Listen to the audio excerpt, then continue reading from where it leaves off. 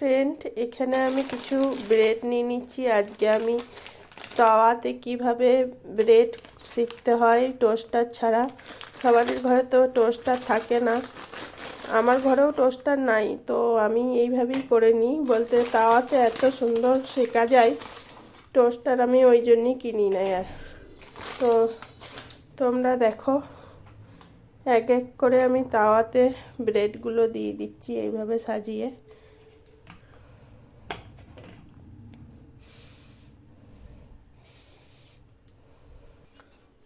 তাওয়াটা প্রথমে আমি ভালো করে গরম করে নিয়েছি মিডিয়াম ফ্লেমে করে। তো এইভাবে প্রথমে একটু একটু করে উল্টিয়ে দেবে সমস্ত, ধীরে ধীরে সুন্দরভাবে শিখবে, দেখবে খুব ভালো হবে। আর অপর দিকে আমি এখানে চা বসিয়ে দিয়েছি। আজ ভাবলাম চায়ের সাথে ব্রেডটা শিখে নিই, ব্রেডটা ছিল ফ্রিজে, তো তোমাদের সাথে ওই জন্যে শেয়ার করে দিলাম। শীতকালে তো ব্রেড অনেকেই খায়, তো খেতেও ভালোবাসে অনেকে। এইভাবে তোমরা করে নেবে, দেখবে খুব সুন্দর হবে ব্রেডগুলো। আমার এখানে হাত দিচ্ছি, গরম লাগছে না, কারণ আমার হাতটা এত ঠান্ডা।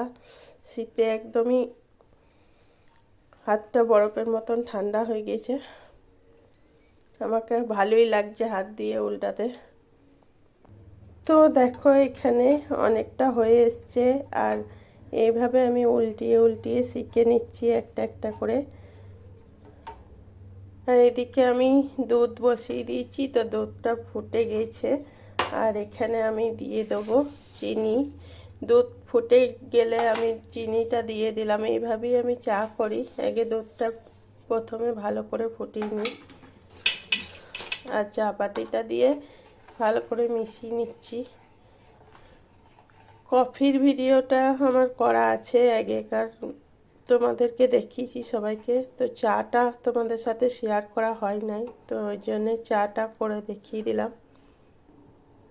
চাটা এভাবে নাড়ালে খুব সুন্দর চায়ের ফ্লেভারটা হয়ে যায়। চাটা ফুটে যাওয়ার পরে এখানে দেখো আমি এলাচ আর গোলমরিচটা দিয়ে দিয়েছি। আর এই দেখো, এটা সাহায্যে আমি ভালো করে এই হামাল দিস্তার সাহায্যে কুটে নিয়েছি। গোলমরিচ আর এলাচ দিলে চা খুব সুন্দর হয় খেতেও, আর ঠান্ডার জন্যে খুব ভালো। শীতকালে এলাচ গোলমরিচ দিয়ে সবাই চা খাবে, দেখবে খুব ভালো হবে। আমার তো ঠান্ডার ধাত, ওই জন্য আমি আরও বেশি করে এলাচ দিই একটু।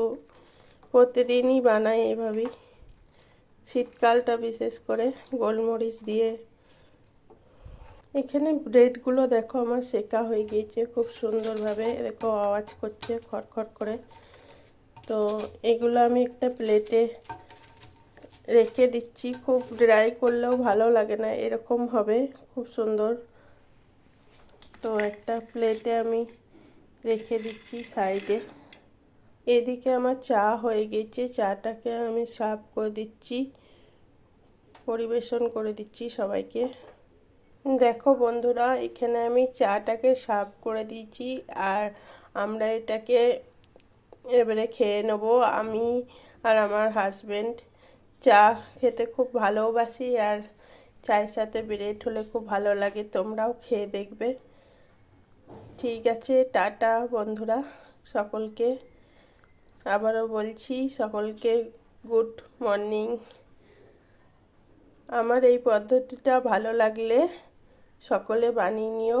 আবারও পরের ভিডিওতে তোমাদের সঙ্গে দেখা হবে। সবাই ভালো থেকো, সুস্থ থেকো।